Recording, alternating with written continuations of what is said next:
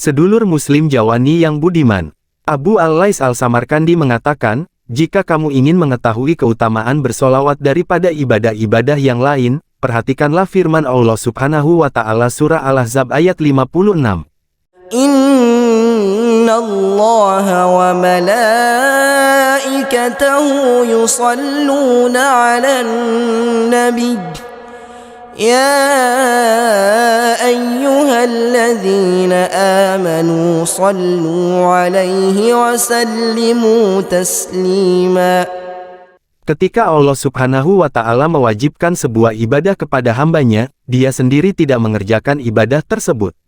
Akan tetapi ketika Allah memberi perintah untuk bersolawat kepada Nabi Shallallahu Alaihi Wasallam, sebelum malaikat dan manusia bersolawat, Allah sudah bersolawat terlebih dahulu, memberikan rahmat ta'zim kepada Nabi Shallallahu Alaihi Wasallam.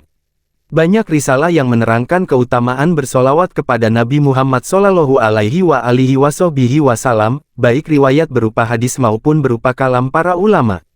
Menurut Sayyid Muhammad bin Abbas Al-Maliki, pena dan buku tidak akan mampu menghimpun keutamaan bersolawat kepada Nabi Muhammad Shallallahu Alaihi Wasallam.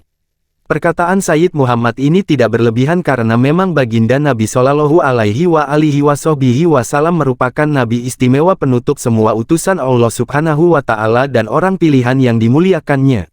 Bersolawat, selain perintah secara langsung dari Allah Subhanahu wa Ta'ala, yang Dia dan para malaikat menunaikannya, juga memiliki banyak keutamaan yang akan diperoleh oleh para hamba yang membacanya, karena bagian dari keimanan dan cinta kepada Allah Subhanahu wa Ta'ala.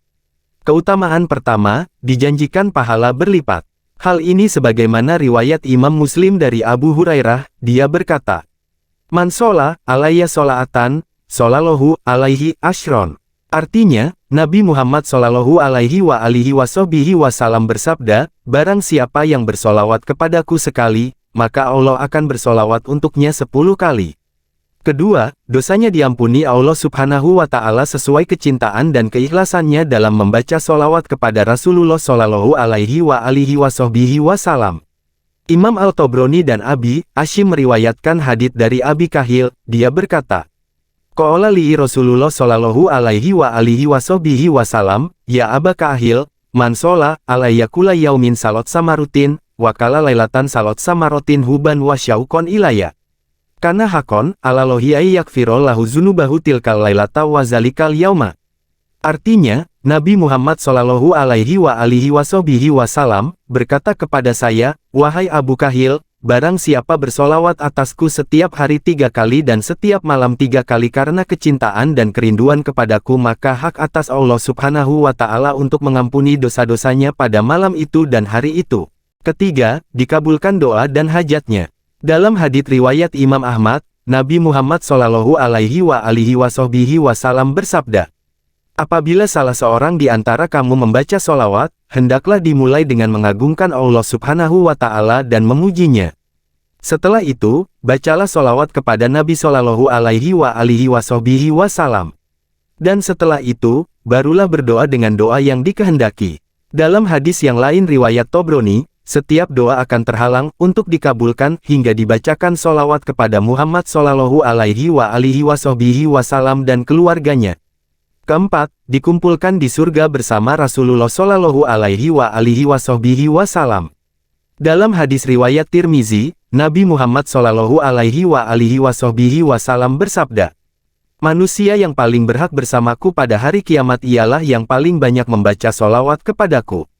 Kelima, mendapatkan syafaat Nabi Muhammad Shallallahu Alaihi Wasallam. Dalam hadis riwayat Muslim, Rasulullah Shallallahu Alaihi Wasallam bersabda, sesungguhnya orang yang bersolawat kepadaku sekali, maka Allah Subhanahu wa Ta'ala akan bersolawat untuknya 10 kali. Lalu, mintalah kepada Allah wasilah untukku karena wasilah adalah sebuah tempat di surga yang tidak akan dikaruniakan, melainkan kepada salah satu hamba Allah Subhanahu wa Ta'ala. Dan, aku berharap bahwa akulah hamba tersebut.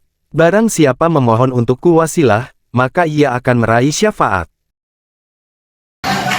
Allahumma shalli wa sallim wa barik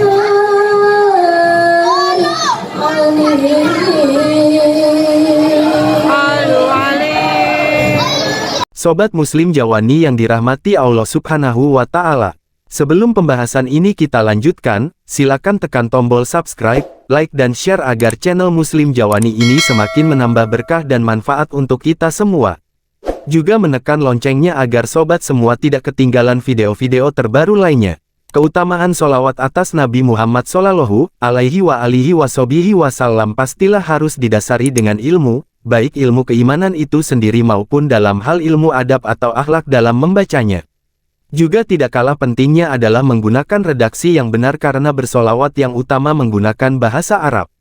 Dewasa ini, sering kali kita mendengar bacaan solawat orang yang mendengar disebutkannya nama Nabi, namun karena keliru dalam mengucapkan solawat tersebut, pada akhirnya redaksi yang digunakan juga keliru serta keutamaan membaca solawat tidak tercapai atau didapat. Perhatikan penjelasan berikut ini. Sholli alaihi, artinya, bersolawatlah, kamu laki-laki satu orang kepada Nabi Muhammad. Sholliya ala Nabi Muhammad, artinya, bersolawatlah kamu laki-laki dua orang, kepada Nabi Muhammad. Shollu ala Nabi Muhammad, artinya, bersolawatlah kamu sekalian kepada Nabi Muhammad. Sholli, sholliya dan shollu adalah kata perintah. Maka bila kita mendengar orang lain membaca solawat atau memerintahkan kita agar membaca solawat, jawabannya adalah sholla alaihi, atau shollallahu alaihi, atau Allahumma sholli alaihi, atau secara lengkapnya, Allahumma sholli alaihi wa alihi wa sahbihi. Demikian Sobat Muslim Jawani yang dirahmati Allah Subhanahu wa Ta'ala mengenai keutamaan solawat, tata cara atau adab dalam bersolawat agar kita benar-benar membaca solawat dan memperoleh keutamaan. Wallahu a'lam bishawab. Wassalamualaikum warahmatullahi wabarakatuh.